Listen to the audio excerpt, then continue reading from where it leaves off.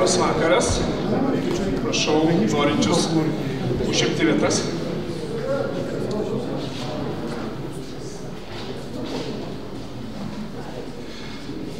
Dar kartelį labas vakaras, ponios ir ponai, gerbiamas Klaipėdos merė, svečiai.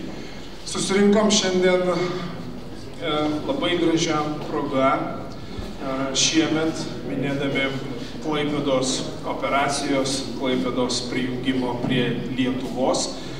Šimtmetį turbūt net ir nelabai besidomintys istorija, net ir nelabai besidomintis įvykiais Klaipėdoje prieš 100 metų negalėjo neišgirsti viso to, kiek buvo kalbėta apie, kaip buvo pavadinta vėliau, didžiausios ir sėkmingiausios karinės 20 amžiaus tarpukario Lietuvos operacija.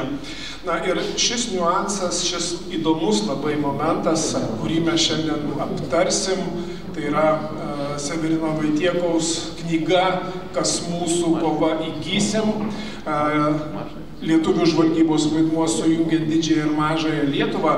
Šita tema, šitas aspektas yra turbūt mažiausiai aptartas tiek viešojoje erdvėje, tiek ir tarp istorikų. Bet prieš pradedant, aš norėčiau paprašyti žodį tarti Klaipėdos merą, poną Arvydą Vaitkevičių.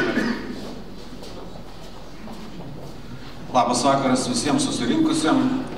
Visų pirma, noriu pasveikinti visus su kriminalinės policijos diena, kuri bus rytoj. Kalbant šią tematiką ir švenčiant šimtmetį Klaipėdos krašto sujungimo su didžiąja Lietuva, pervertinti tikrai būtų labai sudėtinga. Skaitant įvairias istorijos šaltinius, kurie aprašo tos įvykius prieš 100 metų, kada Vilniaus kraštas buvo labai sudėtingoje padėty, turint omeny įvykius iš kaiminės Lenkijos pusės, siekiant galbūt dominavimo Vilniaus krašte, o Lietuvoje tuo metu reziduojant Prancūzijos atstovams, ta Lietuva buvo kaip ir išskaidyta ir tas sujungimas, kuris įvyko kelių žmonių, kaip žinia, visai nesenai buvo parvežti palaikai Budario Polovinsko ir jo žmonos Reginos Kašubaitės Budrienės, tapo tam tikrų simbolių, įprasminančių viso šito šimtmečio įvykių eigą ir šventimą Klaipėdos mieste šiais metais.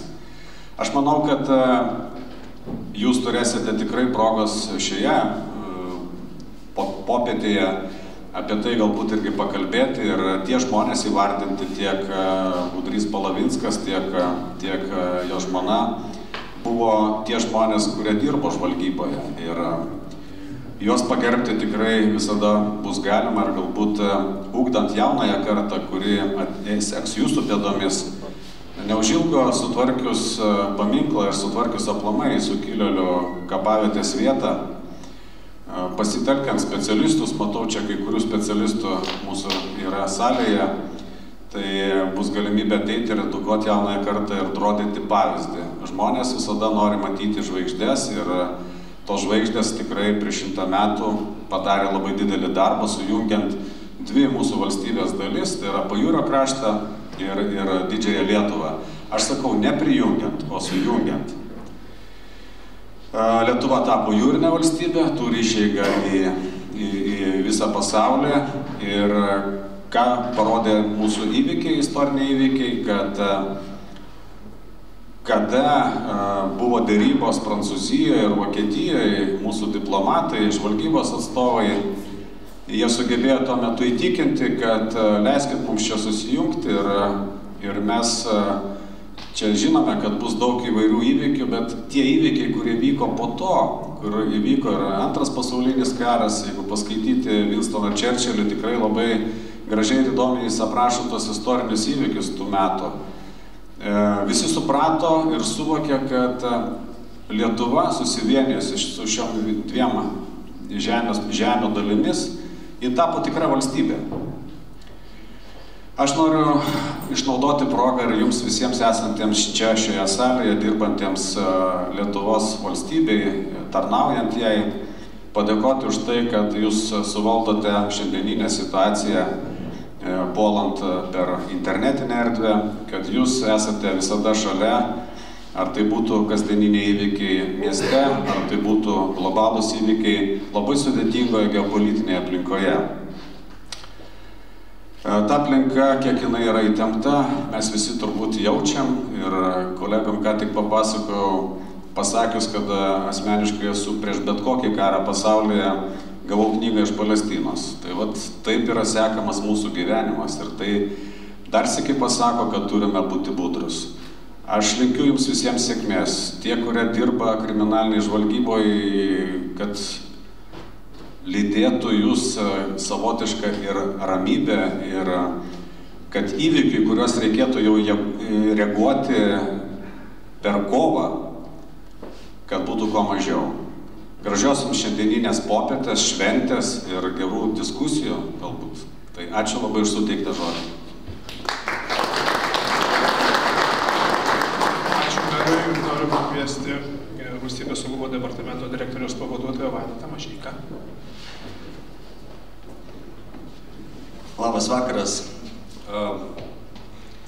Labai džiugu, kad šį vakarą, tai yra ne tik kriminalinės policijos, bet ir žvalgų dienos išvakarėse, čia į muziejų susirinko toks gausus savo krašto istorijos mylėtojų ir tikiuosi žvalgybos istoriją susidomėjusių žmonių.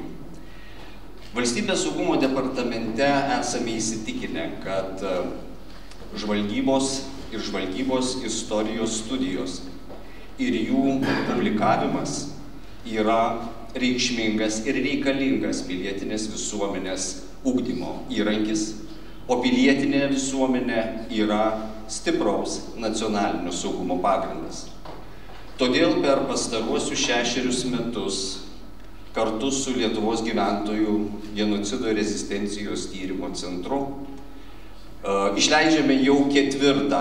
Severino Vaitiekaus, daktaro Severino Vaitiekaus, ilgamečio Valstybės saugumo departamento žvalgybos pareigūno, šiuo metu gyventojų genocido ir rezistencijos tyrimo centro darbuotojo parengtas Lietuvos žvalgybos istorijos studijas. Šiandien atvežėme jums ir su dideliu malonumu pristatome naujausią knygą, kurią jau anonsavo renginio vedėjas.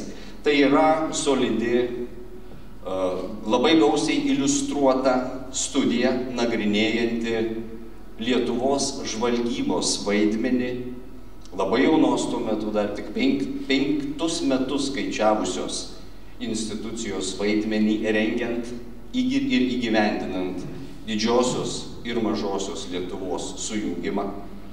Taip pat knygoje daug dėmesio yra skiriama sukilime dalyvavusiems, jį organizavusiems žvalgams ir sukilimo dalyviams, kurie vėliau tapo žvalgais. Ir žvalgybos struktūros ir veiklos organizavimui ir vykdymui Klaipėdos krašte.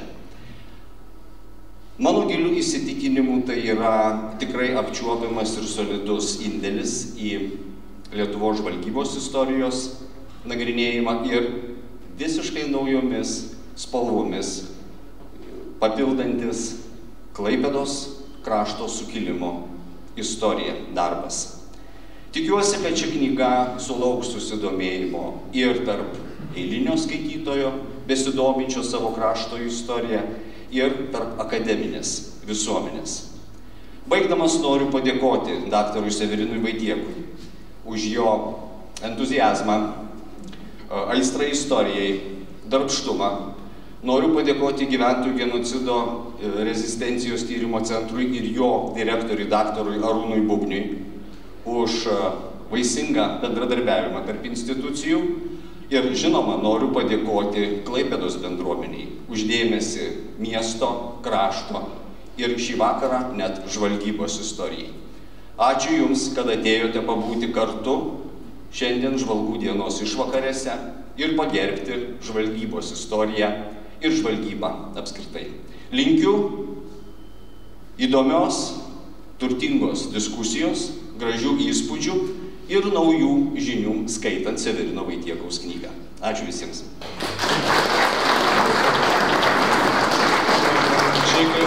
Lietuvos gyventojų genocido rezistencijos centro tyrimo vadovas, daktaras Arūnas Punys, prašau. Gerbiami renginio dalyviai, Žvalgų dienos išvakarėse aš irgi noriu pasveikinti visus Valstybės saugumo departamento darbuotojus, esamos ir buvusius, taip pat Krašto apsaugos ministerijos, antrojo operatyvinių tarnybų departamento darbuotojus su šita švente. Ir manau, kad labai graži dovana šios šventės proga yra būtent daktaro Severino Vaitiekaus knyga apie žvalgybos vaidmenį, sujungiant mažąją Lietuvą, Klaipėdos kraštą su didžiąja Lietuva. Vienas iš pirmųjų mūsų žvalgybos vadų, Mykolas Lipčius, sakė, kad žvalgyba tai yra valstybės ausis ir akys. Aš manau, kad šitas teiginys yra aktualus ir šiom dienom labai ir esamo informacinio ir hibridinio karo epochoje mūsų darbuotojai VSD yra irgi šio fronto, šios kovos dalyviai. Ir tai liečia ne tik esamą padėtį, bet tai yra ir diskusijos apie istoriją, taip pat yra apie Klaipėdos krašto istoriją, kurios sujungimą su didžiąja Lietuva pasaulyje yra nevienareikšmiškai vertinama, ypač šių dienų reiškia agresyvioje Rusijoje. Iš tikrųjų norėčiau padėkoti ir VSD, su kuriais vadovybei, su kuria mes pastaraisiais metais labai produktyviai bendradarbiaujame ir išleidome jau antrą Severino Vaitiekaus knygą skirtą Lietuvos žvalgybai. Manau, kad tai nėra paskutinis Severino darbas, kad jis savo stalčiuose, savo mintyse, savo kompiuteryje turi ir daugiau idėjų ir surinktų faktų, surinktos medžiagos, iš kurios atsiras naujos knygos. Taigi linkiu visiems vakaro dalyviams įdomiai ir prasmingai praleisti šį laiką. Ačiū. Dabar leiskit pakviesti mūsų šio vakaro kaltininką, tai yra šios knygos Kas mūsų kova įgysim autorių, daktarą Severiną Vaitiekų.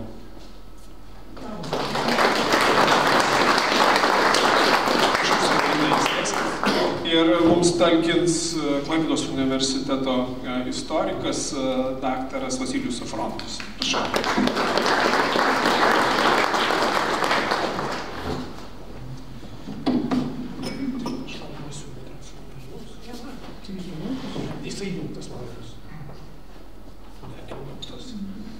Kolegos,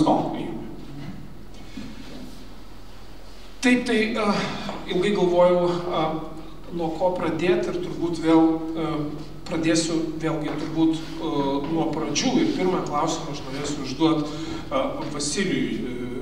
Tarp visų šitų renginių, kurie buvo skirti Klaipėdos krašto prijungimo šimtmečiui, netgi oficialiuose renginiuose, oficialiuose kalbose, aš išgirdau, pataisykite, jeigu klysiu, išgirdau daugybę terminų. Tai buvo ir prijungimas, ir sujungimas, ir kartais nuskambėdavo žodis sukilimas, ką jau turbūt berods kokį 10 ir daugiau metų yra bandoma istorikų paneigti. Vasilijau, sakykit, jūsų manymu, kaip mes šiandien turėtumėm, teisingiausiai galėtumėm įvardinti 23 metų sausio 15-osios įvykius, kas tai buvo?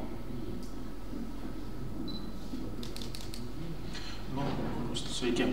Aš tai visada sakau, kad sausio 15 dar nieko neįvyko.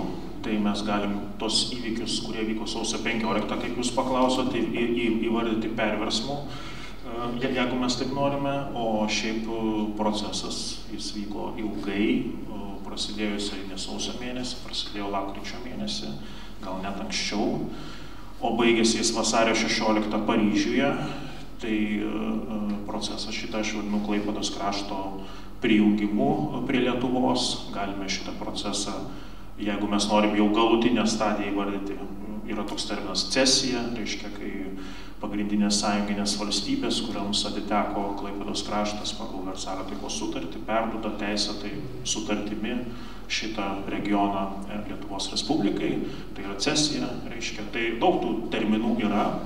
Kalbant apie sukilimą, noriu pasidalyti tokią įžvalgą, kad Jonas Budrys, jisai kuris yra vienas iš pagrindinių šitos knygos herojų, jis vis pasakojo vis daugiau ir daugiau apie šitos įvykius, kuo senin, tuo jis daugiau pasakojo.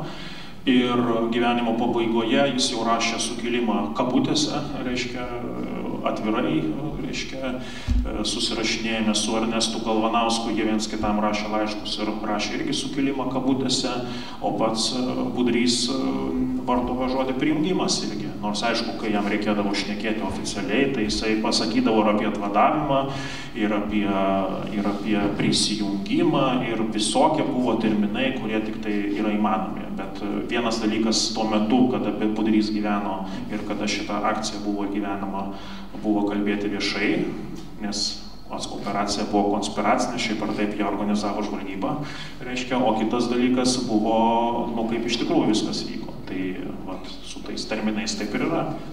Man teko šiek tiek nagrinėjant šitą temą vartyti tarpukario spaudą ir ten gali pasimest tarp siūlomų terminų. Kiek aš suskaičiavau 14, kaip skirtinga periodika šitą Klaipėdos atvadavimą vadino. Tai kažkokio bendro sutarimo nebuvo. Nebuvo tikrai, nes jeigu mes pasižiūrėsime į Šaulių sąjungos spaudą 23 metų sausį, ten rašoma apie užėmimą, reiškia, dar yra ir kitokių terminų, tai nebuvo jokio nusistovėjusio vieno termino, tik tai tiek, kad aišku, nacionalinėje mitologijoje viskas buvo vadinama tais vardais, kuriais reikia, kalbėti apie atvadavimą, susijungimą ir taip toliau, taip kaip reikia tuo metu, taip ir kalbėti, reiškia, bet visi puikiai suprato, kas įvyko. Ne visai aš sakyčiau, pagirdime. Taip pat tik tiesiai, kad o dabar ne visai vienas. Jūs gal užteikėt po šitą, pasistengiau uždėti šito. Girdit, aš ne visai sutikčiau. Čia mes tokiu atveju nurašom iš dalies sukilėlius pačius. Ir tarp tų sukilėlių buvo tikrai daug tų savanorių, ir kurie nuoširdžiai tikėjo ir jie.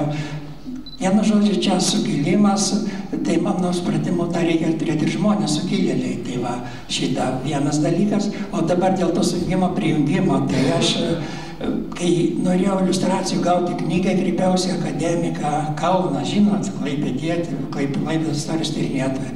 Tai jis man griežtai sakė, rašykit sujungimas, bet jau knyga buvo sumaketuota ir visa kita šita, va. Tai jis aiškino, kodėl jis taip aiškino, kad reikia vis tik laikyti sujungimą, dėl to, kad dalyvavo ir klaipėdiškių, ir kad Klaipėdai buvo mažoji Lietuvai buvo tokia idėja gyva, kad reikia jungtis prie didžiosios Lietuvos.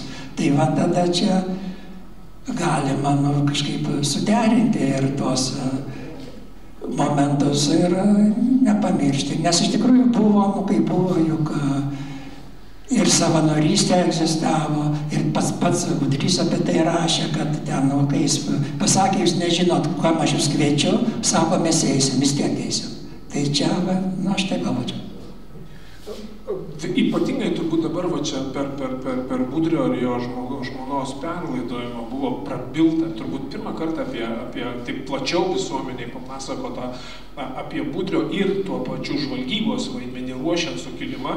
Ir vėlgi tas to Budrio Polovinsko atsiradimas kaip sukilimo vado, jis juk irgi nebuvo labai paprastas, jisai nebuvo vienintelis kandidatas, ar ne? Budrys atsirado pasiprašė savanoriu, ar ne, bet prieš tai sunkiai sekėsi žmogų surasti, kuris galėtų vadovauti tai operacijai. Netgi yra tokia legenda, nežinau, legenda, ne legenda, iš tikrųjų, kad daugelis atsisakiusiųjų argumentavo, kad žinodami, kad tai bus slapta operacija, kad tai bus operacija be uniformų, sakė, kad duokit mums, leiskit dėvėti uniformą, duokit įsakymą ir mes eisim. Bet to nebuvo galima padaryti dėl konspiracijos. Kaip Budrio atsiradimo, kaip sukilimų vado istorija? Čia tokie klausimai, ko gero, vėl apie ponui Safronovui. Aš toks nesu tiek specialistas, kad žinočiau visas tas planybės, nes aš žiūrėjau daugiau iš tos žvalgybos pusės. Pats Budrys rašo šitą, kad variakojas atsisakys. Norėjau, kad būtų taip, kaip jūs sakot, kad kariuomenė, kad tai būtų šarvuotas traukinys ir panašiai. Paskui, atrodo, buvo siūlyta Čaplikui. Čaplikas pareiškė, kad jis neturi patirties tam krašte ir nesugebės vadovauti šitą.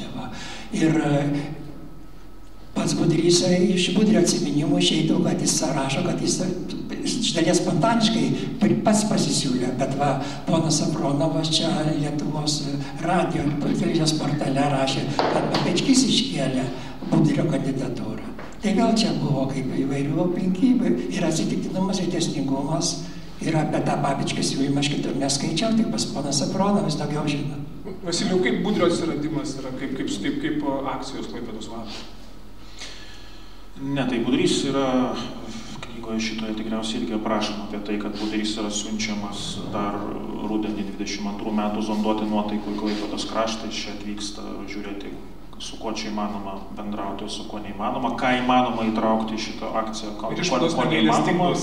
Išvados buvo negailestingos ir problema buvo tokia, kad, žodžiu, Kaune yra nusprendžiama, kad reikia Klaipėdą imti, kaip čia, reiškia, arba įgyti, kaip užrašyta ant knygos, reiškia, viršelio įgysime. Tai reikia įgyti Klaipėdą lapkritį, lapkričio viduryje yra sprendimas Kaune, ministrų kabinete. Galvanauskas pasako, reiškia, darom, krašto apsaugos ministras pasako, darom, visi pasako, darom, o kas darys? Pagrindinis klausimas, kas darys, reiškia.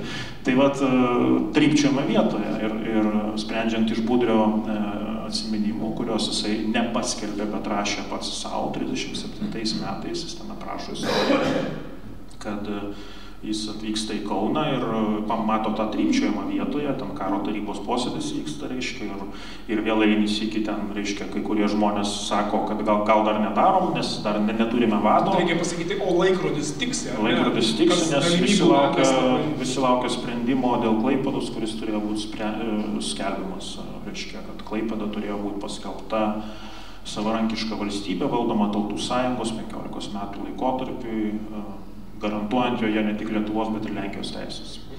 Tai toje situacijoje, kaip pats Budrys rašo savo atsiminimuose, čia ne aš sugalvoju, reiškia, kad krašto apsaugos ministro padėjėjas, ar jis rašo viceministras Juozas Papečkys, yra tas žmogus, kuris sako, kad štai, reiškia, sėdi prie manęs Polovinskas ir jisai, kadangi jau susipažinęs su situacija, Klaipėdoje jis buvo ir gal jisai nori, tai aišku, visi sužiūro tada ir jisai sako, jeigu reikia, tai reikia, tai ką. Tai ten tokia istorija. Aišku, čia yra Budrio atsiminimai, mes nežinom, kaip vyko iš tikrųjų ir šaltiniai nėra niekur protokoluota, tai patikrinti to neįmanoma, bet galim pasitikėti tikriausiai jo, nes jis šitą istoriją beje kartojo ne kartą, kai jau buvo generaliniu konsulu Niujorke. Mėgo jisai apie tai pakalbėti, kaip jisai vadovavo šitai akcijai, tai šitą istoriją jis pasakojo nesykį, kad jis pasišovė, kadangi visi atsisakė. Čia turbūt reikėtų papildyti, ta vieta yra labai svarbi tiek pačiam sukilimui, tiek visam šitam pasakojimui, kad Polovinskas Budrys kaip žvalgybos pareigūnas, jisai buvo siunčiamas ištirti gyventojų nuotaikų į Klaipėdos kraštą, bandant išsiaiškinti, ar galima tikėtis kažkokios paramos iš krašto gyventojų, ir ta negailestingoji išvada buvo tokia, kad, pataisykit vėlgi, Vasilijau, jeigu aš klysiu, kad geriausia, ką mes galime tikėtis, tai ypatingo nesipriešinimo, bet kažkokios pagalbos sukilimui dėja ne. Tokia buvo jo. Ne visai. Pataisykit. Yra šita Budrio ir Rokso, tai yra Rokso Budrio ir Tomkaus įsakymų raštas toks vienas, kurie rašo, kad ten gal padidintos skaičius, kiek gali būti pritarimo, bet vis tik tikrai taip nerašo, kad nėra pritarimo, kad atsit kaip tik tuo metu jų požiūrių Budrio ir Tomkaus tenais, ir tikriausiai buvo Polovinsko ten visas šitas idėjos ir žinojimas, kad yra kraštas pribrendęs, jis yra pasirengęs priimti Lietuvą. Delsti negalima, bet atsit koks, kaip jis rašo, kad yra didžioji dalis, kurie, kaip nei už, nei prieš, bet jie nėra prieš. Vieno, galbūt indiferentiški šitą, bet va jeigu tos grupės žmonių mes, kaip sakoma, nesuerzinsim visą šitą, tai operacija pavyks. Tai tas rodo tam tikrą pribrendimą šitų visų įvykių buvo. O dabar dėl to Papečkio, aš vėl turbūt tikiu, kad dabar mes šnekam ir tos pačius 37 metų atsiminimus. 37 metais Niujorke Budrys parašė atsiminimus, kai buvo rengiamas Klaipėdos sukilimas. Čia toj knygoje yra, aš irgi negalėjau patikrinti daugelio dalykų, kai kurios dalykus bandžiau palyginti su kai kuriais archyviniais, ten sakysim, kada jis buvo, ar jis galėjo tuo metu būti ir panašiai šitą. Aišku, ten yra tokių, radau kai kurių klaidų arba netitikimų, bet vėlgi čia, žinot, reikia papildomų tyrimų. Tai va, ten rašo, kad dėl to Papečkio, kad vis tiek, tekste aš paminėjau pirmą, kad aš išsišokau. O Papečkis pasakė, taip yra šitą, kad ir patyrė žmogus, ir be to ten Budrys rašo, kad buvo keli karo tarybos posėdžiai. Pirmas buvo karo tarybos posėdis gruodžio vidury, ar 10 kažkuria diena, o čia yra parašyta. Tai tada jau iškilo ta vado idėja, jis pasiūlė to Hanso Budro, kuris buvo Pagėgių ūkininkas, lietuvininkas šitą, kad tokia kandidatūra, o paskui jau tuo metu jau Variakojo, pagal Budrio atsiminimus, Variakojo kandidatūra plaukėjo, bet dar nebuvo suderinta ir toliau. Tai labai tada logiškai išeina, kalbant apie sukilimo organizavimą, puikiai visi suvokia, kad tai turi būti konspiracija, bet kokia atveju, tai kaip be pažiūrėsi, iš kurios pusės beversi, tai yra tam tikras demaršas prieš antantės valstybės, prieš valstybę nugalėtoją, kuri administravo Klaipėdos kraštą, kalba ir apie Prancūziją. Ar galima sakyti, kad šitos konspiracijos kaip rezultate buvo priimtas sprendimas dėl ypatingojo paskirimo rinktinės sukūrimo? Akivaizdu, kad kariuomenė dalyvauti negali, reikia naujo darinio. Taip, ta operacija, aš suprantu, buvo anksčiau ruošiama ir pačios idėjos, kai iškyla, jeigu sako Simonaitis 20 metais apie ginkluotą sukilimą, kad turėtų būti išorės jau šneka, 22 metais jau Lietuvos atstovas Klaipėdos krašte Jomišas, man šitą pavardė. Tai va, šneka, kad reikia daryti šitą, tai tos idėjos visą laiką buvo ore tenais. O kaip paskui daryti, tai aš pamiršau klausimą jūs. Dėl ypatingos paskirties rinktinės, kiek čia buvo, ar taip, ta prasme, kad kitokio darinio negalėjo būti, reikėjo sukurti kažką tai naujo specialiai šitai operacijai? Taip, jeigu, kaip sakom, reikėjo jėgos, kuri galėtų daryti tą veiksmą, tai reikėjo sukurti, kaip sakom, jeigu nėra tos, sakysim, jie neturi žmonių, arba turi tik vienetų žmonių, kurie remia tą sukilimą, vadinasi, reikia suformuoti tokią vietą, tokią grupę žmonių, kurie galėtų tą padaryti, ir iškyla tai ypatingosios paskirties rinktinės idėja, bet jinai iškyla tik jau tada, kai jau priimtas sprendimas, aš taip suprantu iš visos istorijos, kiek žinau, ir suformuota jau yra sausio mėnesį šitą. Tai idėja, Polovinskas aiškina, kad jis jau gruodžio mėnesį žinojo, kaip daryti, bet realiai, žiūrint chronologiškai, įsakymas dėl ypatingojo paskirimo rinktinės sudarimo yra pasirašytas sausio 8 dienos data, 6 dieną yra raštas generalinio štabo viršininkui, kokia padėtis yra Klaipėdos krašte ir kaip reikia ten elgtis, kaip veikti. Tai vienas, kaip sakoma, jau tada visas veiksmas vyksta. Vasilijau, kiek žinojo Lenkai ir kiek žinojo prancūzai, kas yra ruošiama? Ar žinojo? Visi viską žinojo, dėja paslapties nieks neišlaikė labai smarkiai. Čia dėl agentų Kaune? Buvo toks Gabrielis Padovanė, kuris tuo metu yra Prancūzijos atstovas, reiškia, Kaune. Jisai rašo gruodžio mėnesį jisai rašo į Paryžių, kad jisai kalbėjo su Galvanausku ir Galvanauskas jam pasakė, kad šauliai jį spaudžia daryti kažką nelegalaus Klaipėdos krašte, bet Galvanauskas pasakė, kad gal ne, reiškia, ir Padovanė rašo į Paryžių, kad aš tikiu, kad Galvanauskas atsispirs šitam šaulių spaudimui, reiškia. Tai jau tuo metu yra kalbama apie tai. O sausio, reiškia, 9 dieną pajuda traukiniai link Klaipėdos krašto, tai jau sausio 7-8 dieną jau Paryžiuje yra informacija, jau yra Londone informacija, jau sausio 10 dieną, tą pačią dieną, kai jie pradeda operaciją Klaipėdoje, iš Paryžiaus ateina ryte informacija į Kauną atstovams britų ir prancūzų, kad eikite pas Galvanauską ir aiškinkitės. Tai jie viską žinojo, tai čia buvo, kaip sakant, konspiracinė operacija, apie kurią visi viską žinojo. O dar prieš pajudantiems traukiniams yra kitas mitas. Galvanauskas ar kažkas kitas, aš spėjau, kad kažkas kitas pasako žymėją frazę, klausimas, ar jinai buvo ar jos nebuvo, kad jeigu jūs laimėsite pergalę mūsų, jeigu jūs pralaimėsite Lietuvoje, jūsų nepažįsta. Buvo šita frazė, ar ne?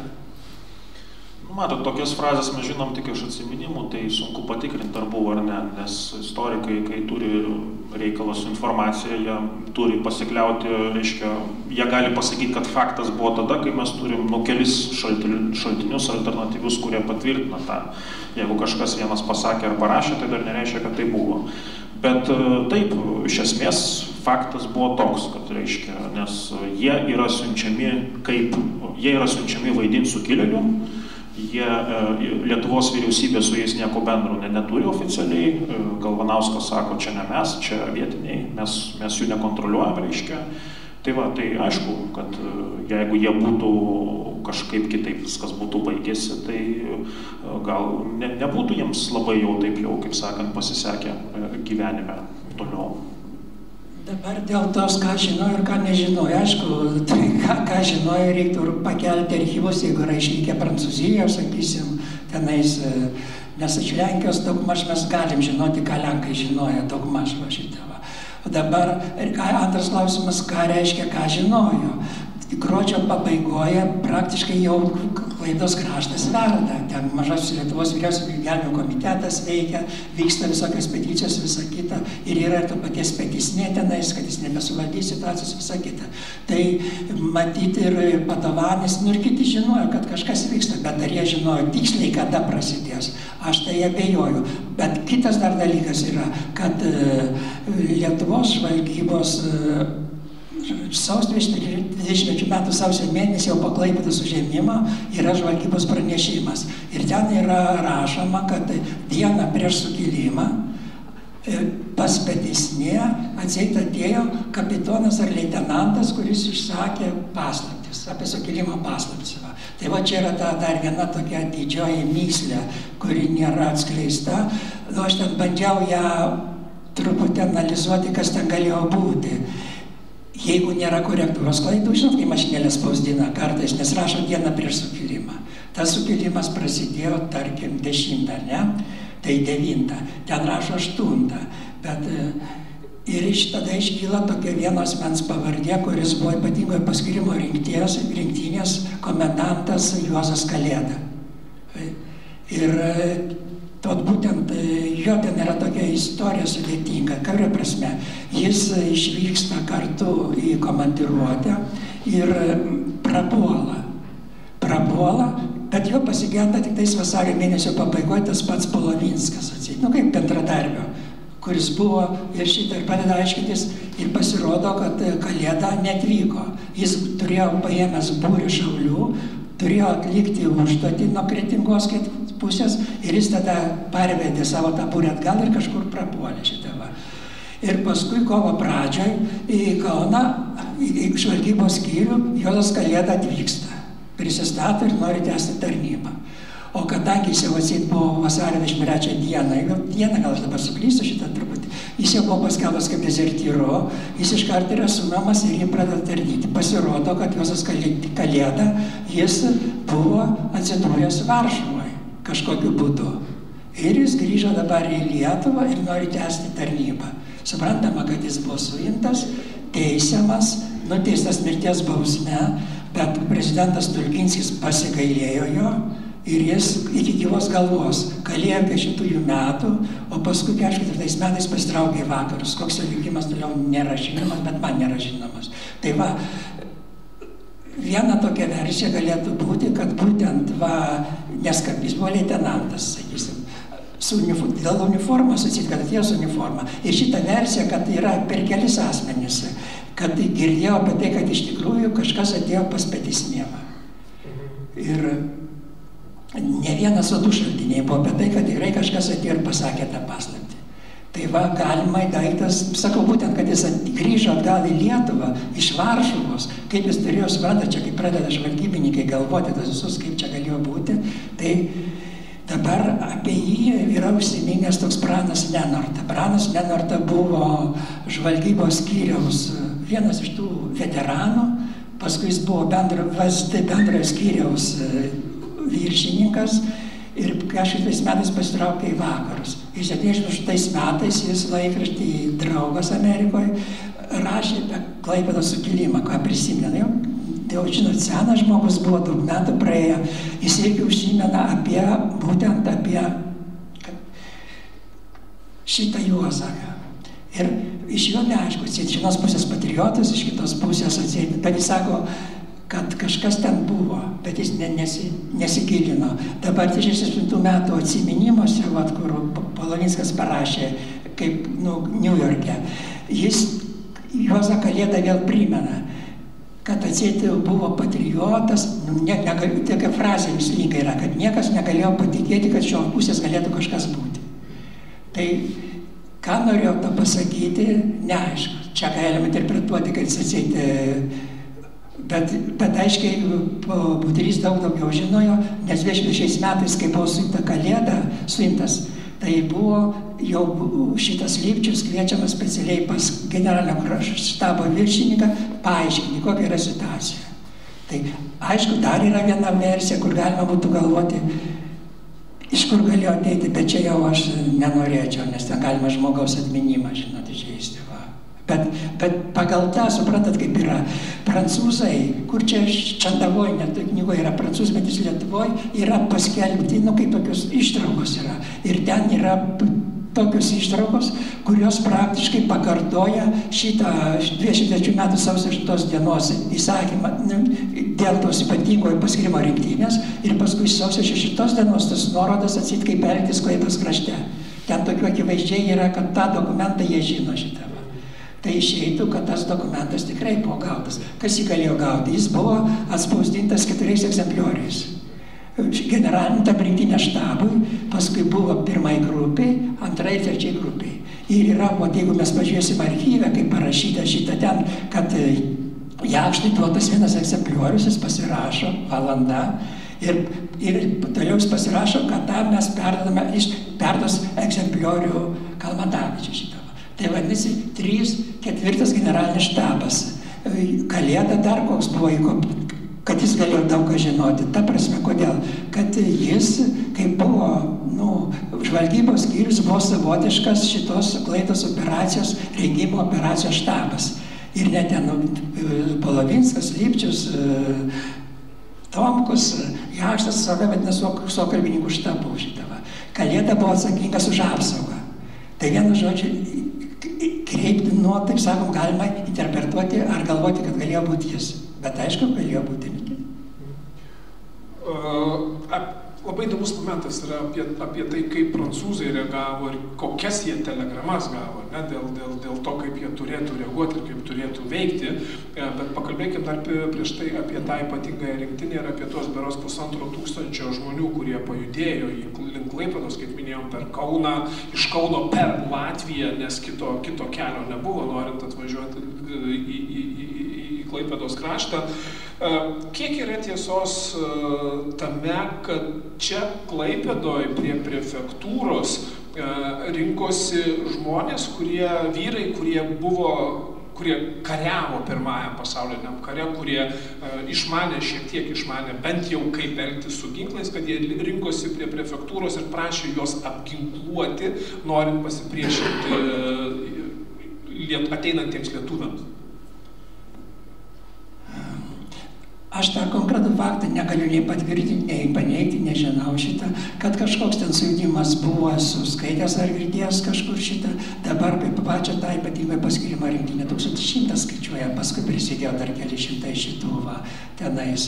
O dėl tų traukinių, tai čia dar viena man mislė yra šitą, o čia Klaipėdos istorikai turėtų išspręsti, nes yra išlikę atsiminimai, Kalmatavičius, ponas Vasilijus sako, Kalmatavičius reikėtų, bet viena problema yra dėl pavardžių. Nes mes kai kurias pavardės labai skirtingai vadinam. Šitą čia buvo problema ir bandžiau tą parodyti, bet nesigilinau į ją. Vienas dalykas. Kitas daiktas atsieiti. Kalmatavičius 23 metų balandžio pradžioje ar kovo pabaigoje duoda komandais, tuo metu buvo buvęs Klaipėdos krašto savanorių pulko viršininkas, parašyti atsiminimus, kaip vyko sukilimas, kas vyko atseit tenais Klaipėdoje 23 metų pradžioje šitavo, nuo 10 iki šitavo. Ir jis pats parašo Atstupėnas, parašo Strelnikas, Jakštas parašo, tarytum yra rašęs Neveravičius, bet aš noriu ką pasakyti. Taip, šitas antros grupės viršininkas buvo. Ir jie parašo atseit dienos tikslumukas, kaip vyksta šitą. Ir čia pirmas atsiranda tokia didelė, bent man buvo myslė šitą. Atstupėno ir Strelniko, kurie neva su ta pačia pirma rinktinė keliavo į Klaipėdos kraštą, skyrėsi datos. Ir 90 kada iš tikrųjų sukilėliai atvyksta prie Klaipėdos krašto šitą ir kuriuo metu atvyksta jie. Plius, ir čia ta koreliacija yra su 37 metų Polovinsko Budrio atsiminimais, kuris paskui ten rėmėsi šitais atsiminimais, dar kita medžiaga diplomatas, Lietuvos diplomatas. Tai ten išeina praktiškai, kad ta problema vėl korektūros, nekorektūros klaida, bet kad šneka, pavyzdžiui, konkrečiai maršrutus Atstupėnas vienas sako, kitas šneka vieną šitą, kada iš tikrųjų ta pirmoji grupė, nes, pavyzdžiui, antrą grupę Kalmatavičiaus galima atsekti valandų tikslumu, kada jie atvyko, kada jie peržengė Klaipėdos krašto sieną ir praktiškai visą tą dieną. O ten pirmos grupės atseičita, kaip jie tenais vyksta, neaišku yra. Čia aš manau, tikrai tokia yra mislė dar, kurią istorikai turėtų, nes kas ten iš tikrųjų kieno atmintis klydo, Atstupėno Strelniko. Bet ten vis tiek yra ta esmė kita tokia, kad ten ne tik dėl dienos, bet ir dėl pačio laiko. Ten galima, pavyzdžiui, nes ir tai, kad traukinys buvo sulaikytas Priekuliai, patvirtina ne tik Budrys, bet patvirtina ir Nenorta ir kiti šauliai šitie. Ten paskui, kada jie kirto tą Klaipėdos, vienu žodžiu, iš Latvijos, kada jie atvažiavo į Skuodą. Nes iš Skuodo turėjo būti pasiųsta telegrama į Kauną. Telegramą Kaune gavo, bet ten dabar kyla klausimas, kas ją išsiuntė. Ar išsiuntė Polovinskas, nes dar Senkus ten turėjo vienu žodžiu pervažiuoti sieną. Kiek jie Priekuliai stovėjo. O atsakysiu, tos pirmos grupės kelionė yra mislinga. Aišku, Polovinskas yra išsukelia mislių ir dėl antros grupės, antro traukinio važiavimo. Nes antras traukinys važiavo iš Panevėžio į Požerūnus. Ten važiavo antra, trečia grupė, Kalmatavičiaus ir Jakšto. Ten viskas irgi eina, bet labai ilgai jie važiuoja. Nes vėl yra, kaip sakom, kai ką gali siekti valandos tikslumu. 10 dieną Palangoje, tai yra Panevėžy, 3 valandą nakties, perduoda kariuomenės vado įsakymą, kad ką daryti, kad reikia užimti Tilčės tiltą abiejose pusėse. Įteiktas. Bet paskui jie atvažiuoja, tas traukinys tik tais naktį į Požerūnus. Iš Polovinsko atsiminimų žinoma, kad atseit reikėjo perduoti tos atsišaukimus antrai, trečiai grupiai. Nenorta taip pat rašo, kad atseit jis atsišaukimus buvo, kaip krovė į maišus, nes buvo jie spausdinti, palaidai sumesti šitie va. Vienu žodžiu, kur įvyko susitikimas, kada jis įvyko, ten galima sugalvoti, sakysim, ir į vieną dieną, ir į kitą dieną sutilpti. Bet paskui vis tiek Strelniko ir Stupėno atsiminimai ten sukelia va šitą vis tiek, o kaip ten, kodėl, ten yra nesutapimo.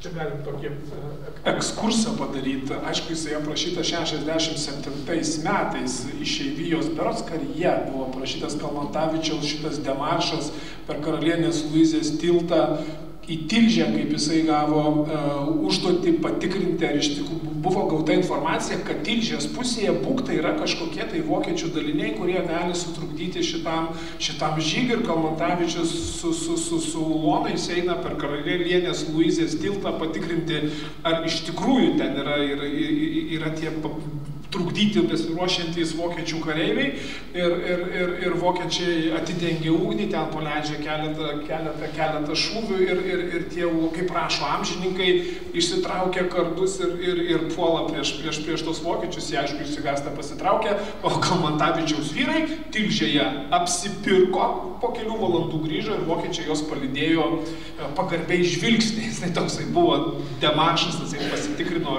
ar Tilžė iš tikrųjų yra. Čia vėlgi legenda, vėlgi neįmanoma patikrinti, nes 67 metai išeivijos spauda ir taip toliau. Apie tą reidą Jano pusę yra, apie parduotuvės apsipirkimą, aš nežinau, ar tai galėtų būti šitą. Aš beveik pažodžiu. Taip, bet reikalas koks buvo. Ten yra taip, kad kariuomenės vadas Stanaitis ir Polovinskui Budriui, ir Kalmantavičiui davė įsakymą, kad išdėstyti kariuomenę abiejose Tilžės tilto pusėse šitą va. Bet Budrys aiškina, kad aš iš karto sakiau, jis priėmė tą raštelį visą kitą šitą, bet jis iš karto sakė, aš nevykdysiu to dalyko ir nevykdysiu šitą. Kalmantavičius ir Budrys išeitų susitiko, nes kai perdavė ten traukinė, stabtelėjo Radviliškį, ar kurie buvo trumpam sustoję šitą pašnekėti. Ką jie šnekėjo, neaišku yra šitą. Iš Budrio yra tik tai sakoma tiek, kad jis davė komandą Kalmantavičiui, kad nepradėti žygio į Klaipėdos kraštą, kol nebus duotas sutartas ženklas šitą. Kalmantavičius nusižengė, jis įžengė, mano supratimu, galima suprasti, kad Kalmantavičius, kaip ir Klaipėdą, ėmė, neklausydamas Stupėno tenais komandos ir ką šitą, tai jis ne visai subordinaciją karinę išlaikė. Tai va, Kalmantavičius irgi gavo tokį raštelį užimti iš abiejų pusių. Tai tas toks reidas gal ir buvo toks pažiūrėti, bet ten su tom detalėm, parduotuvėm. Jeigu Kalmantavičius aiškina, kaip kad pagal tą generaliniam štabą, kurie yra pranešimai sausio 10 dienos, vakare, kad jie kažkur yra padėję tenai šitą va.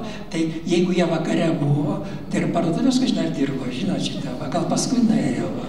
Arba čia galėjo būti ir kitų dalykų, nes yra, pavyzdžiui, pasakojami ir toliau, kaip žvalgybos skyrius, Kristupas Kudakis buvo jūsų Klaipėdos tarpukario vyrgydytojas, jis buvo žvalgas šitą. Jis buvo pasiųstas tirti padėtį į Klaipėdą jau po sukilimo šitą ir rado ant tilto. Jis ėjo ant tilto būdė ir už tilto su vokiečiai šnekėjo ir Lietuvos tie kareiviai aiškino, kad vokiečiai buvo nukreipę kulkosvaidžius ne į Lietuvos pusę, o į priešingos pusę. Ir kai lietuviai paklausė, kodėl jūs taip laikot kulkosvaidžius, sako, jau prancūzai ateis šitą. Tai čia, bet sakau, Kalmantavičius, netrodo tikinamai, restoranų ten. Aš bandžiau susirasti, nes man kolegos siuntė fotografiją, patikrinsim apie parduotuvės, kad čia iš tikrųjų buvo šaudymas tęsiasi, čia iš tikrųjų detalės zvimbiančios kulkos, žvalgydami apylinkę. Iš tikrųjų yra, kad jie nusipirko, ką reikia ir grįžo atgal. 67 metai. Taip, bet kyla klausimas, žmogus pinigus pirko vis tiek. Čia klausimas, Marekui jiems nors nebuvo išduota. Čia memuarų silpnoji pusė. Tai o ten įkai negalėjo duoti, kad ir taip. Gerai, Vasilijau, labai įdomus klausimas yra, užsiminėm prancūzai, jie gavo telegramą iš Paryžiaus Petisne ir prefektūra. Kokie buvo nurodymai, kaip jie turėjo elgtis?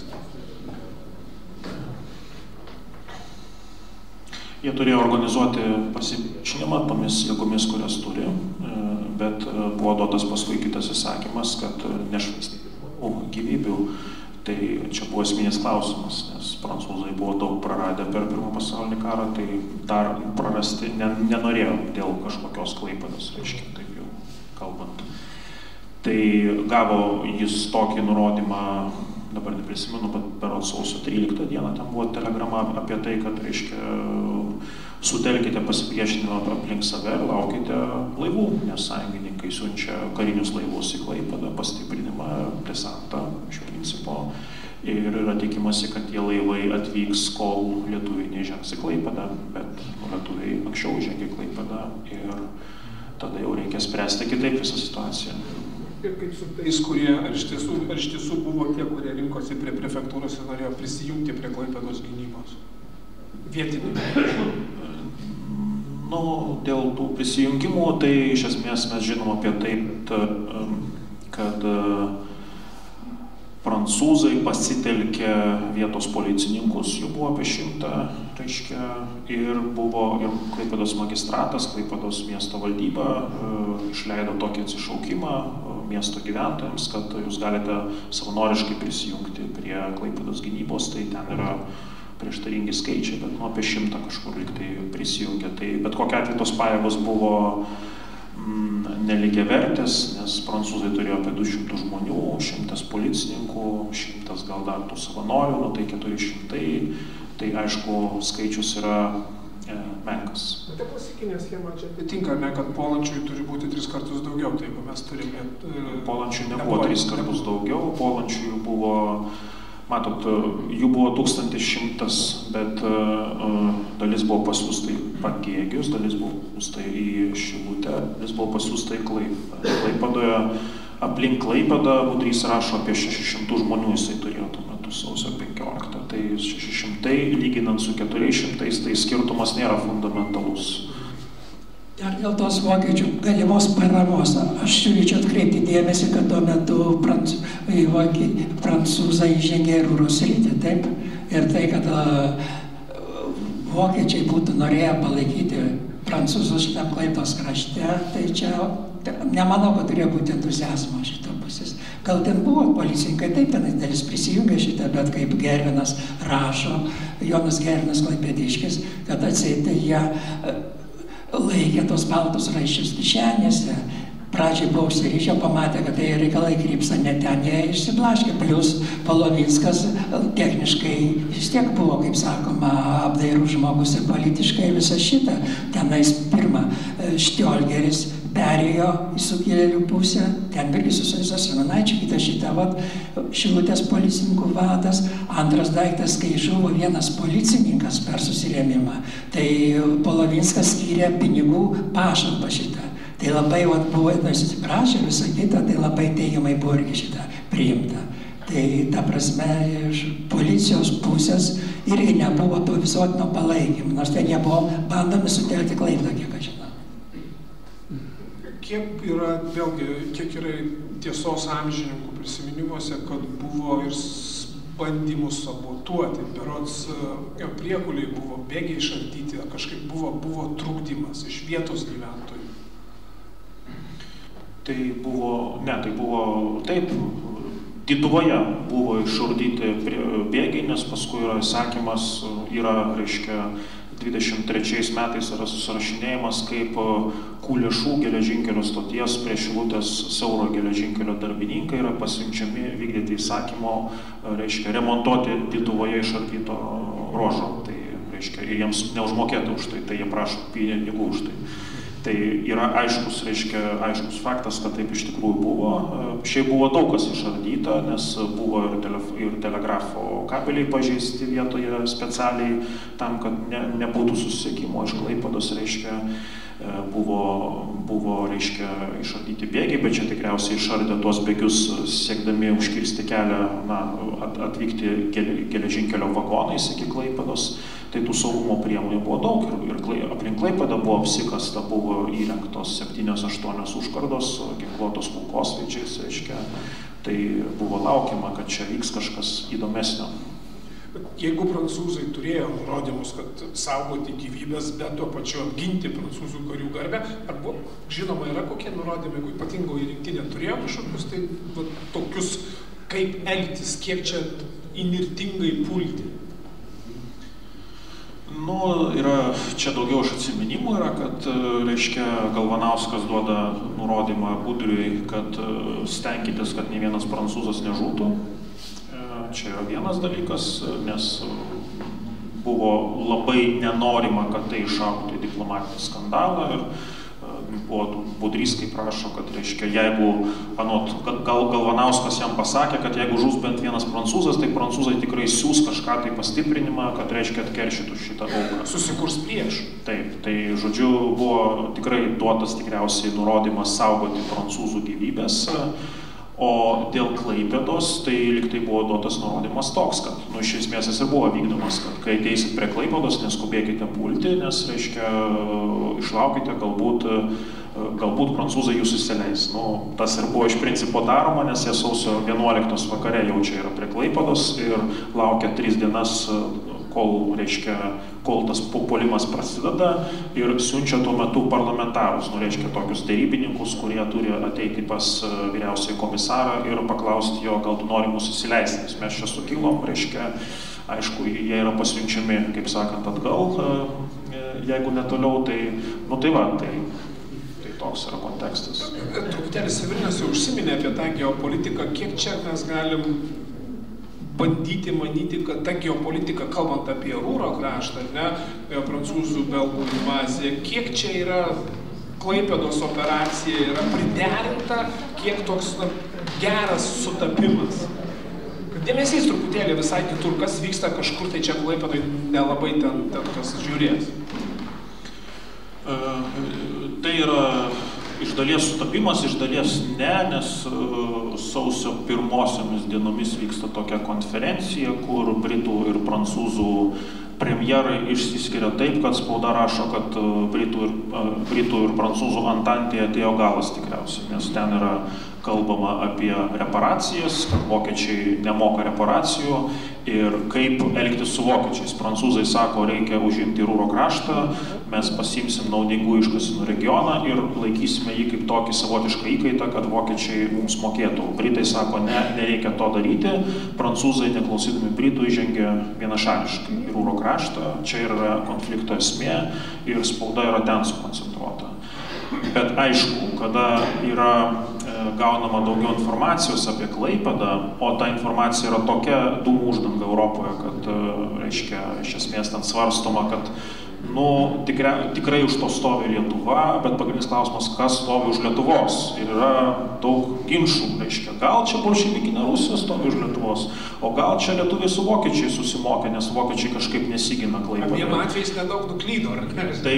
Tai tų interpretacijų buvo labai daug, reiškia, ir ta dūmų uždanga buvo labai naudinga Lietuvai, nes kada yra svarstoma, kaip atsakyti į šitą veiksmą, ar reikia rodyti jėgą, ar bandyti susitarti diplomatiškai, tai, tas toksai atsargumas, kad čia gali viskas išvirsti kažkokį tai ne lokalų konfliktą, o į tokį regioninį konfliktą, nes jau ten Maskva kažkokius ženklus rodo, dar kažkas, tai jisai be abejo prisideda prie to, kad yra vis dėlto nusprendžiama, kad, bandykim įtikinti lietuvius spaudimu, reiškia, kad jie vykdytų tai, ko mes norime.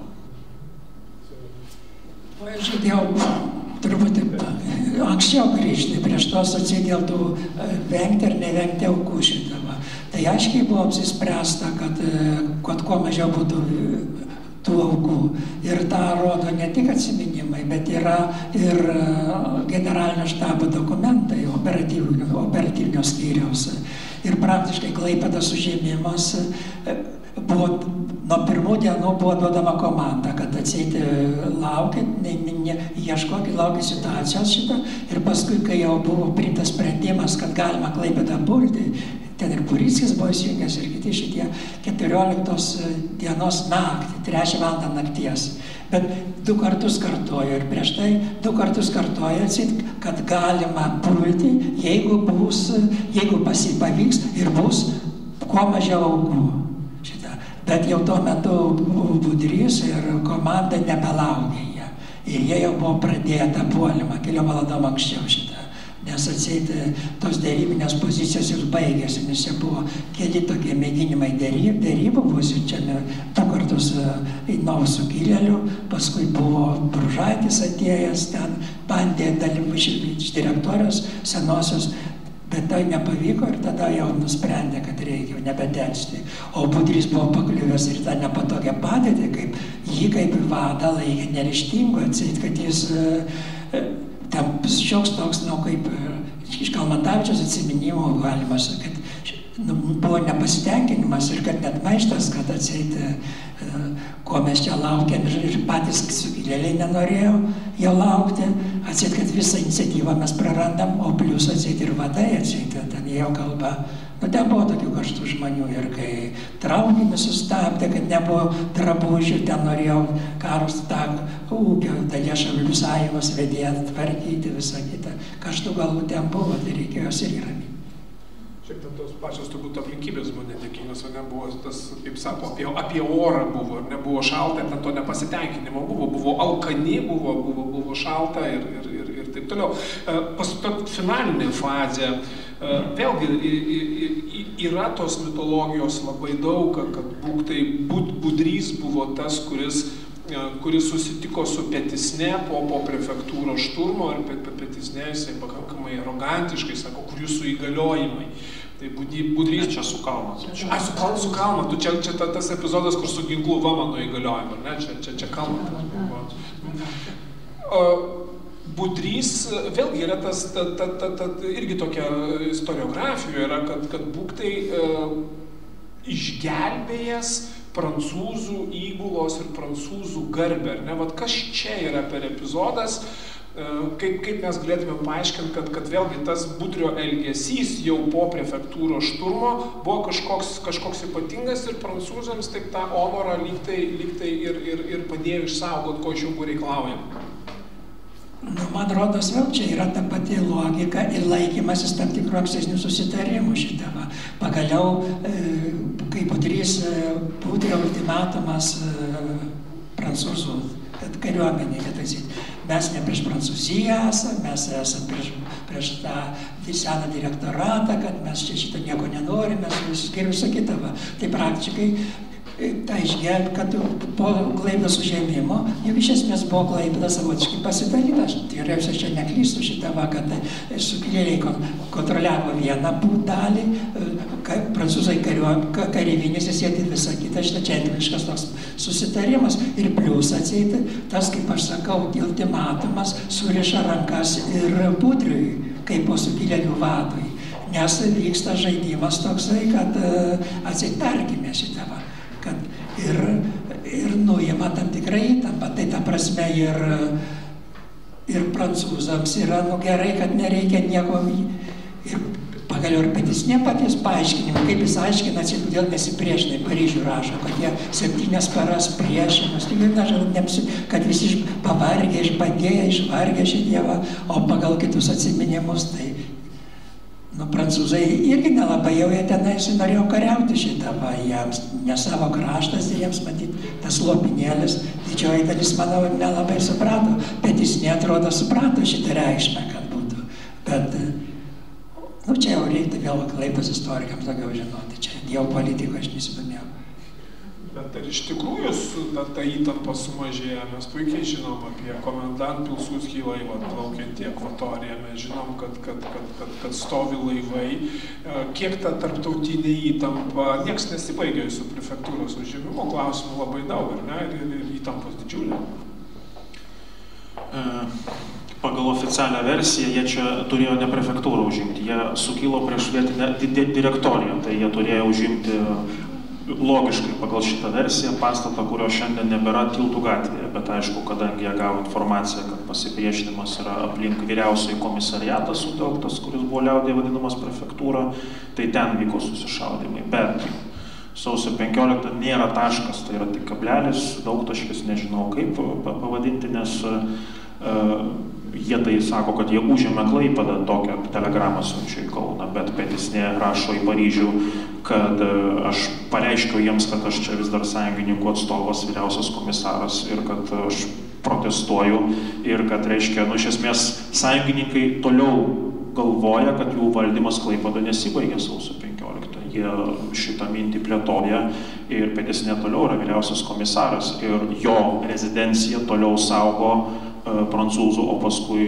britų kariai dar prisijungia, nes taip yra leidžiama pagal paliaubų sąlygas. Reiškia, yra du objektai, kareivinės ir vyriausias komisariatas, vadinamoji prefektūra, reiškia, kuriuos leidžiama saugoti toliau sąjungininkų kariams.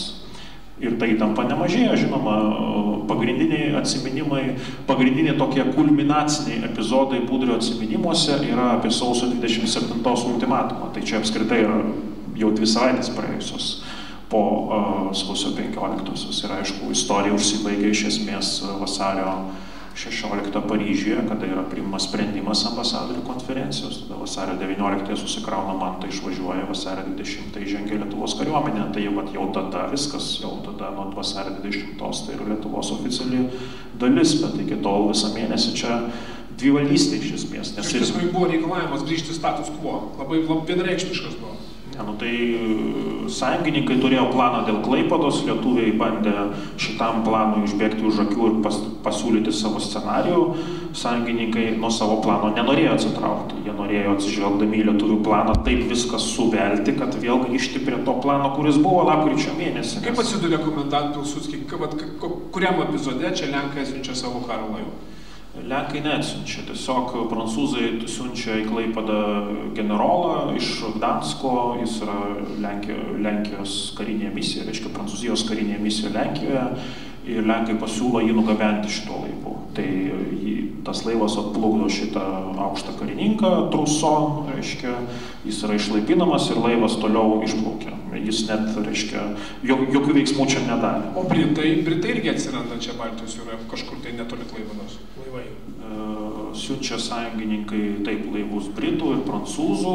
Vienas iš jų didžiausias Voltaire negali plaukti į sąsiaurį ir stovi reide, jis per didelis tiesiog, reiškia. Čia tas pas, kuris kareivius paskui išgavęs įgulą. Taip, o visi kiti, jie buvo mažesni, tai jie įplaukia į uostą, prisišvartuoja, ir ką, ir čia bandoma su jais gražiai elgtis. Net yra tokia telegrama Jono Žiliaus sausio gale į Kauną, kad siųskite 5 futbolistus, kaip jis rašo, iš Kauno, nes mes sužaisime čia su jais, su anglais, reiškia futbolį, kaip jisai rašo. Tai bandoma įvairiausiais būdais šitą įtampą mažinti, reiškia. Man rodos, čia reiktų dar kalbant apie tą įtampą šitą turėti omeny, kiek aš žinau, aš mažai žinau šitą, kad kas vyko tai pačioje Antantės šalių pozicijoje šitai, pačiai Prancūzijoje. Maršalas Fochas liko už tą karinę problemos sprendimą.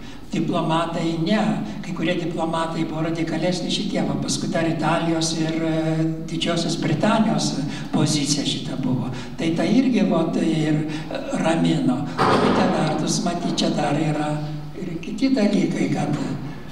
O dabar dėl to komendant Pilsudskį, čia vėl, man rodos, ten buvo, reiktų apie Lenkijos poziciją ir Lenkijos interesus. Lenkija, man rodos, kai vyko tie įvykiai, nepamiršo. Jinai gal negali, neturi tokios didelės galios, bet jinai labai stebi tos įvykius šitą. Ir kas atvyksta su komendant Pilsudskį? Pirmiausia, tas pats laivas yra savaip įdomi istorija Klaipėdai.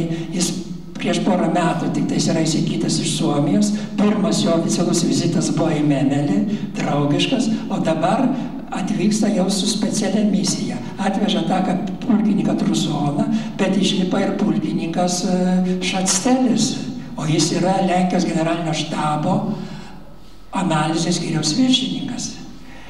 Atrodo, kad dar kažkas išlipavo. Tai jis praktiškai į analizės skyriaus viršininkas atvyko išsiaiškinti, kokia yra padėti šitą. būtent ką toliau galima daryti, čia susisieja, žinot, taip netiesiogiais ryšiais. Ta Lenkija atseit yra už tą karinį sprendimą, lyg jos buvo tokių siūlymų, kad reikia karinį panaudoti, šitą įtikinėję yra tokių užuominų, aš tai apie užuominą žinau, negaliu daugiau pasakyti. Tai vadinasi, tas komendanto Pilsudskio atplaukimas ne tik, kad atveža pulkininką Trusoną ir tą Ružėk, bet taip pat yra ir tam tikra žvalgybinė. Ir paskui dar galima įskaityti iš pono Safronovo sudaryto dokumentų rinkinio, tai Klaipėdos prijungimas šitą, kad dar su vienu prancūzų laivu atvyksta toks rotmistras Dubišas. O tas greičiausias bus Karlas Peteris Dubičas, kuris buvo Gdansko ekspozitūros Lenkų žvalgybos viršininkas Danzige šitą.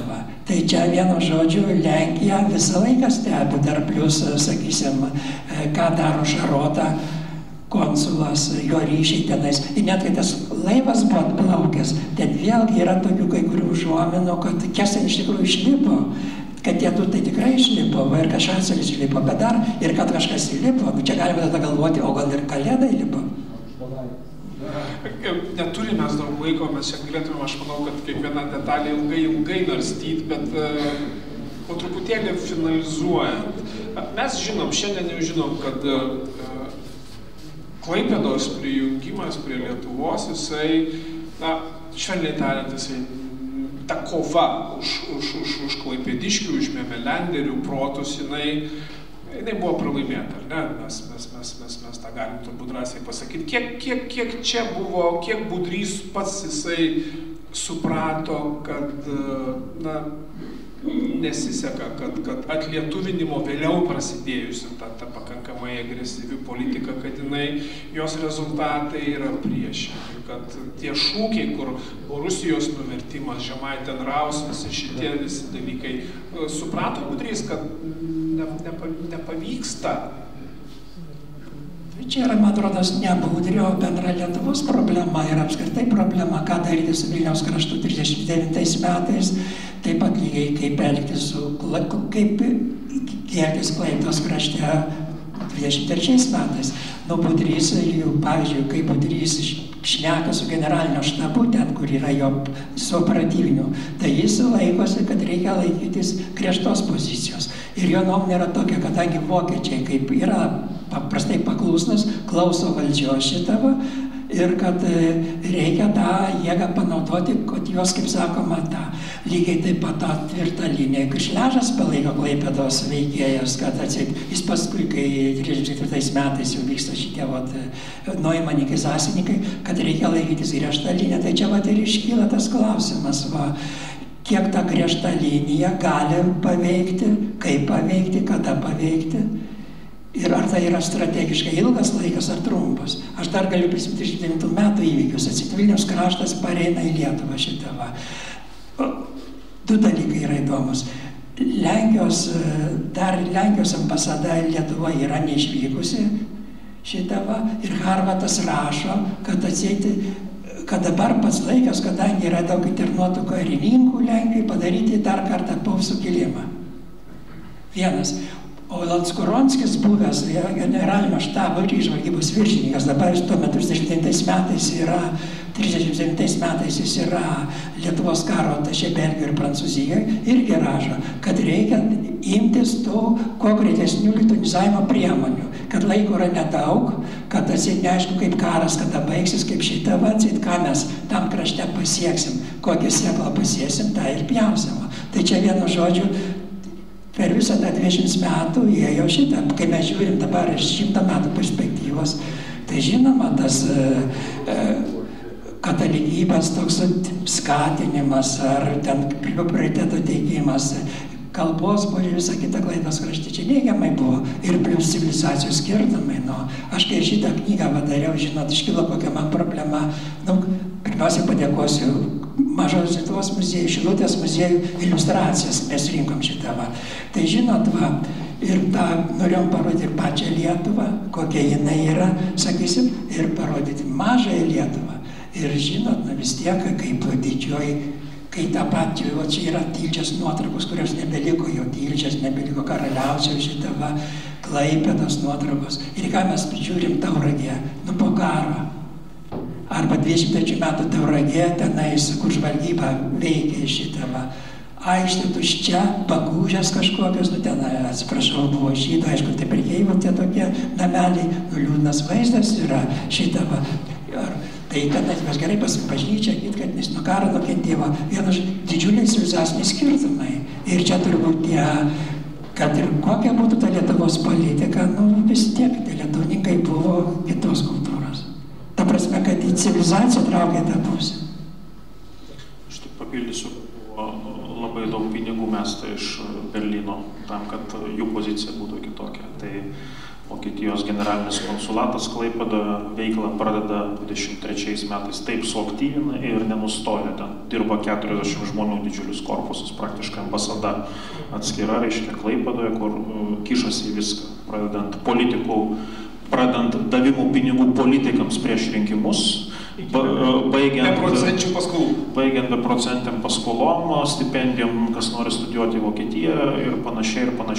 Reiškia. Tai Budrys tą žinojo jau nuo 23 metų, kad konsulatas yra blogai, bet nieko negalima padaryti, nes su Vokietija nenutrauks diplomatinių santykių. O nacionalsocializmo iškilimas 27-28 metais nacionalsocialistų partijų, mes galim tai priskirti prie Lietuvos politikos vykdytos Klaipėdos krašte nesėkmių sąrašo. Jeigu ta politika būtų sėkmingesnė, kad tie procesai būtų kitokie. Nu, matot, kaip ir šiais laikais žmonėms patinka klaunai, tai ir tais laikais žmonėms patiko klaunai.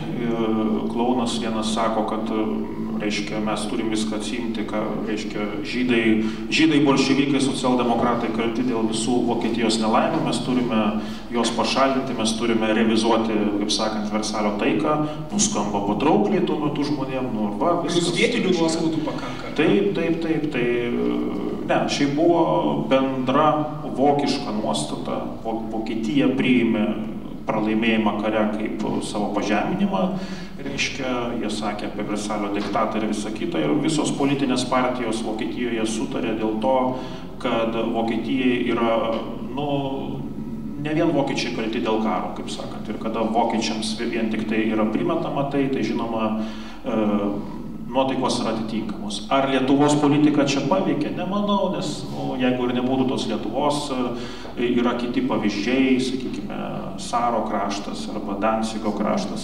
Arba pasižiūrėkime į Rytų Prūsiją, kuri yra teritoriškai atskirta nuo Vokietijos. Rytų Prūsija, kuri buvo socialdemokratų bastionas prieš Pirmąjį pasaulinį karą, nugravituoja į nacionalsocializmą 30 jau metais, ten labai smarkiai. Bet saugumo departamentas jis tos procesus stebi, ar ne?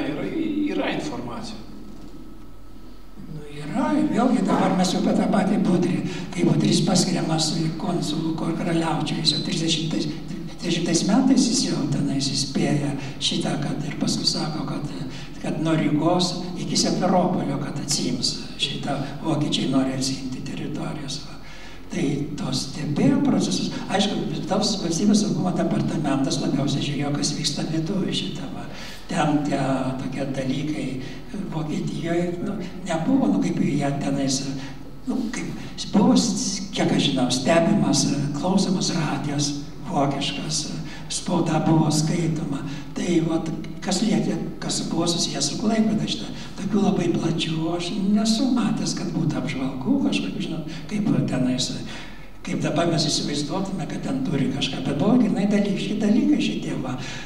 O pradžioje buvo didesnė grėsmė kėlė Klaipėdos krašte ne nacija, buvo tik Saujelė šitą va, bet kita vertus saugumas tada nebuvo VSD tuo metu, jau sugebėjo infiltruoti, ta prasme, užverbuoti žmonės ir žinojo, bet tuo metu čia tie buvo, kaip nacija, tik prie alaus butelio, prie baro jie tenais. O paskui jos, vienu žodžiu, tikrai čia, ką padarė, tai saugumo departamentas turėjo, žinojo situaciją, kas čia vyksta. Kiek jis galėjo ją paveikti, yra kitas dalykas. Bet mėgino 34-35 metais, taigi užkirto ir po to paskui teismų, taigi vėl jau kai kurių tų veikimo formų vokiečiai buvo priversti atsisakyti. Čia aišku, vėl Klaipėdos istorikai kelia klausimą. Ar gerai, ar blogai, kadangi dalis nuėjo labiau į tą nematomą, į pogrindį, buvo panaudota, sakysim, sporto organizacijos, visą kitą. Čia visą laiką tai yra problema, kiek tu gali, sakysim, kokiu imtis veiksmų, nes tas veiksmas sukelia to veiksmį ir tada kadra priemonė yra veiksmingesnė. Ar leisti, kad jie ten, sakysim, su baltais marškiniais ir su šito vaikščiotų, ar be raiščio vaikščiotų, bet esmėje vaikštavo. Noimano nuteisė, bet jis tapo nacionalinio herojo. Nu, tai čia žinoma, tai visai tai būna, kaip, bet vis tiek, tie procesai buvo matyti neišvengiami čia, kad kiek Lietuva galėjo spardėsi, aišku, tų klaidų turbūt buvo padaryta, bet čia reiktų visą tą nacionalinę politiką Klaipėdos krašte žiūrėti, ką buvo galima pakeisti, nes ir kai kurie lietuvininkai nusivylė tą Lietuvos valdžios politiką, nes jiems nebuvo viskas priimtina. O vokiečiai jo labiau šitą. Yra toks iškalbingas faktas, 39 metų kovo mėnesį, kada jau pasirašomas susitarimas Berlyne dėl Klaipėdos krašto perleidimo Vokietijai, Lietuva ir Vokietija susitarė dėl galimybės Klaipėdos krašto gyventojams pasirinkti, ar jie nori Lietuvos pilietybę apduoti ar ne. Aišku, jau prieš tai 10 000 ar daugiau išvyksta, bet Lietuvos pilietybę pasirenka 580 žmonių Klaipėdos krašto gyventojų iš 140 000. 580. Iškalbingas faktas, manau, ar ne? Vėlgi tas pats Martynas Jankus, jisai papriekaištavo, kad į vieną minėjimą neatvažiavo Kauno valdžios atstovai ir saugumo departamentas buvo gavęs informacijos, kad reikėtų truputėlį Martyną Jankų kažkaip tai ten pasidomėti jo tikraisiais įsitikinimais. Tokia informacija buvo, kad netgi tie mažlietuviai, kurie iš principo jie stovėjo nuo spaudos draudimo, jie nuo knygų gabenimo į Didžiąją Lietuvą, prieš akį ir buvę tais didžiaisiais entuziastais, jie finale, vėlgi tas nusivylimo momentas jisai yra. Taip, žinoma, bet pats Martynas Jankus irgi nebuvo šventas. Jeigu mes, sakysim, skaitysim šitas Polovinsko gubernatoriaus atsiminimus, tai jis ten ir rašo, neatsiminimus, bet dienyną. 25 metais Polovinskas nusprendė rašyti dienyną kaip gubernatorius, kas vyksta tuo metu Klaipėdos krašte. Tai apie Jankus ten irgi rašo, kad atsit Jankus yra nepatenkintas, kodėl jam neduoda miško ten grafo Pleterio, čia nuo Švėkšnos. Kadangi Švėkšniškis, tai Švėkšna šitą primenu, šitą va. Tai mato, tai irgi ten buvo, o kitas daiktas, žinoma, jau buvo vokiškos kultūros dėlė įtako ir tik Jegomastas pasitraukė, tai kada jis pasitraukė į Lietuvą Jegomastai. 40 metų jau tarybų valdžia ateina, o iki tol, kiek jūs persekioja, bet jie yra ten. Taip, bet Jankus toksai, kaip vėlgi jisai toksai, tapo mažosios Lietuvos patriarchu, toksai tokį titulą nusipelnė ilgai, turim fotografijų, kur kariuomenės delegacijos važiuoja į Pitėnus, ten fotografavos ir taip toliau. Tai visą tą istoriją reikia, ir žmonėms reikia ikonų. Tai žinot, tas ikonas pagražinamos ir visada tokios gražios yra. Tai čia nei pirmas, nei paskutinis kartas. Aš nieko neturiu prieš Jankų, aš jo nepažinojau. Bet, kaip gyvenimas yra gyvenimas, o amžius pagaliau. Tai ačiū labai. Aš žodis, gal kažkas turi klausimų iš auditorijos, mes dar turim keletą minučių. Naudokitės progą. Direktorius. Norėčiau paklausti po to, kai Lietuva užmezgė diplomatinius santykius su Lenkija. Reiškia, nuo 38 kovo pabaigos iki 38 pabaigos iki 39 iki vėl prijungimo Klaipėdos prie Vokietijos. Ar buvo kažkoks tarp šitų dviejų valstybių suartėjimas Klaipėdos klausimu? Ir ar buvo bandoma teikti kažkokią pagalbą iš Lenkijos pusės Lietuvą? Taip, Lietuvos ir Lenkijos 38 po santykių atkūrimo. Klaipėdai. Kiek aš žinau, dabar Lenkai stengiasi kuo greičiau įkurti konsulatą Klaipėdai. Atkurti konsulatą, lietuviai dėlsi šitą dalyką. Lenkų tikslas buvo, kadangi, kaip pirmiausia, čia didelė dalimi žvalgybinė idėja šitą. 39 metais netgi buvo bandoma Čekoslovakiją pasitelkti ir kai Čekoslovakija buvo užimta šitą vokiečių, tai kartu su Lenkais buvo galvojama, aš Lenkų spaudoje skaičiau, istorinės spaudoje, ne šiaip tas šaltiniais paremta šitą, kad per Klaipėdos kraštą bandyti daryti diversijas, kad atseit organizuoti šitą. Tai Lenkija tikrai buvo suinteresuota, kad kuo greičiau ateiti į Klaipėdos kraštą kaip konsulatą šitą. Dabar tos problemos konkrečiai kokios jie sprendė, tai Lenkijos vis tiek buvo konsulatas ilgą laiką uždarytas Kauno praktiškai taip tos ribose šitą. O daugiau detalių aš nežinau.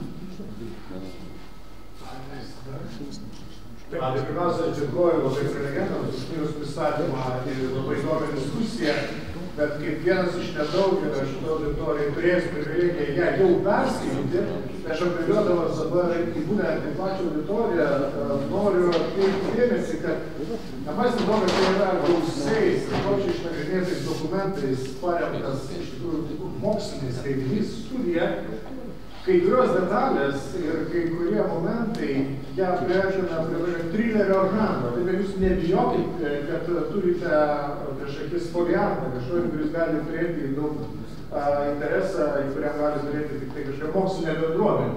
Visi, kurie čia gyvenate ir tie, kurie gyvenate Lietuvoje, ir besidžiaugdami, kad turime savo vartus į Baltijos jūrą, turėkite galvoje, kad tai yra ir malonus skaityti, labai patrauklus ir įtraukiantis kūrinys.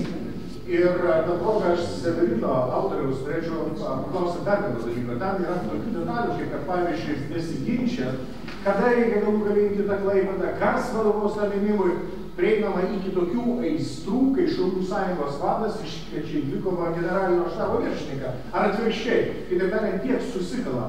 Tai pono Vaitiekaus noriu paklausti, kaip pačiam liko įspūdis, kiek emocija vaidino planuojant šią operaciją ir apsisprendžiant, kad Nemunas ar Klaipėda ir koks tos emocijos santykis buvo su racionaliu skaičiavimu? Šitas Krėvės susidūrimas su Galvanausku Marus aprašė ar istorikas Laurinavičius mini, ko jis ten remiasi šitą. Aš nesu garantuotas, kad tai vyko sukilimo rėmimo metu. Ta faktą aš paminėjau, kadangi žinot, kaip ponas Apronovas sako, kad tai yra dokumentai ir yra atsiminimai šitą. Tai kadangi tų dokumentai buvo naikinami, kad slepiama pati operacija, daug kur reikėjo remtis tais atsiminimais šitą.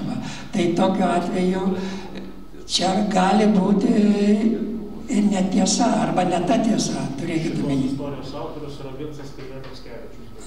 Matot, šitą, kiek jis ten tikrai, nes jis irgi painiojo žmogus, turėjo savo ambicijų ir nuoskaudų, kad jo atseit nepripažino toks, kiek jis buvo nusipelnęs Klaipėdos sukilimui. Tai čia tokios yra įdomios detalės, bet čia irgi savaip yra įdomu, tai žmonės, o kokie buvo mūsų žmonės, tie politikai, visą kitą. Dabar dėl to emocijų, emocijos turbūt visą laiką lydi, bet politikus ir karo vadus turi vesti protas, blaivus protas šitą. Tai aš galvoju, kad vis tiek ten dažniausiai ir visą laiką nugalėjo blaivus protas. Šiaip jau emocijų buvo ir gal po to buvo. Ir buvo ta istorija tokia, kur Nenorta prisimena, kad čia sukilimas, Klaipėda yra užimta, tik neaišku, kurią tą dieną vyksta.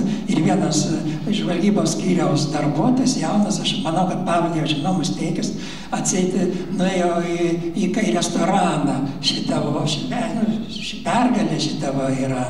Ir jis ten išgėrė kelias taurelės, ištraukė pistoletą ir šovė į viršų šitą tenais. O kiti išsigando, kad jau lietuviai puola, jie areštavo, areštinę uždarė, žinot, tai emocijos, bet čia emocijos ir protas. Ačiū labai visiems, kas šiandien buvot su mumis. Aš priminsiu, kad kalbėjom apie Severino Vaitiekaus knygą, kas mūsų kova įsigysim. Ačiū labai pačiam Severinui Vaitiekui, ačiū Vasilijui Safronovui už įžvalgas. Visiems linkiu iš tikrųjų pasižiūrėti, paskaityti, pavartyti, nes man labai patinka tas posakis, kad mūsų istorija yra iš tiesų geriau už bet kokį detektyvinį ar nuotykių romaną ir geriau dėl to, kad istorijoje viskas vyko iš tiesų ir iš tikrųjų nėra nė vieno išgalvoto herojaus. Tai čia yra didysis istorijos žavesys. Tai visiems labai linkiu paskaityti Severino knygą, kas mūsų kova įgysim. Ačiū labai visiems už dėmesį. Dėkoju.